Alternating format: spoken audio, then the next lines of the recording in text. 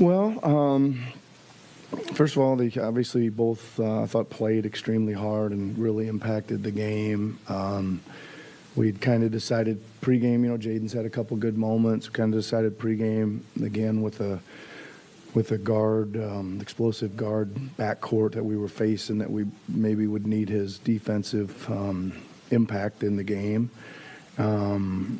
And same with House. I thought he, showed some stuff in the last game too, and just that was kind of early. And I think we told them they were coming early, and I think that gave them some confidence. But they just played the game, let it come to them. Obviously, they were sending people towards Joel mostly, right? And those guys did a good job of finding the open areas and benefited. Either Jaden got the cuts to the rim, and House kind of got the kickouts for three, which is kind of hopefully one of those two things is open when they're double teaming.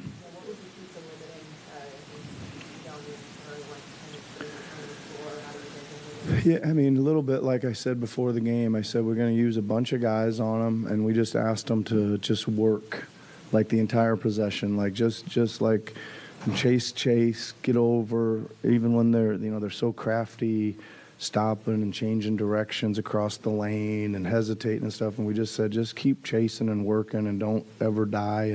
And we said they're going to make some spectacular shots, and don't let that stop you from just working the next possession. And I think the combination of all of them really, Maxey, Beverly, Jaden, I think even House got switched out onto him a lot. Robert got switched out on him too a lot. So it was, that's 5 or 6 guys that enabled us to give them some different looks. Yes. In the latter section of that third quarter. Yes. And that felt like the game obviously opened up a little bit more. It was important to have out there. How did it change your game plan, though, in the 12 minutes that followed? Yeah.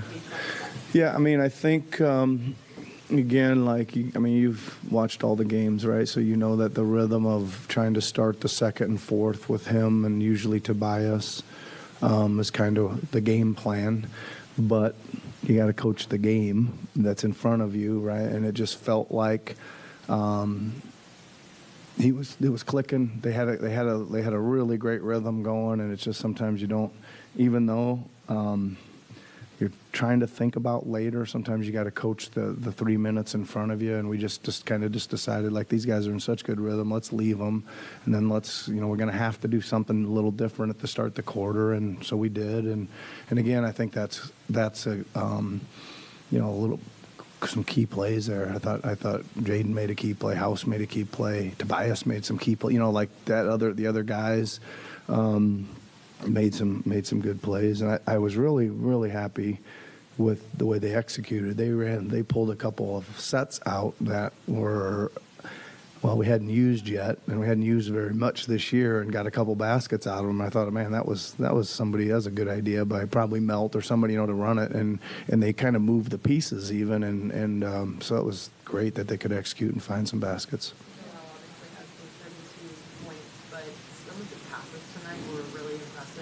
Awesome. I know that's something that we talked about even his playmaking. What is he seeing, the reads, or what's maybe what's impressing you about that?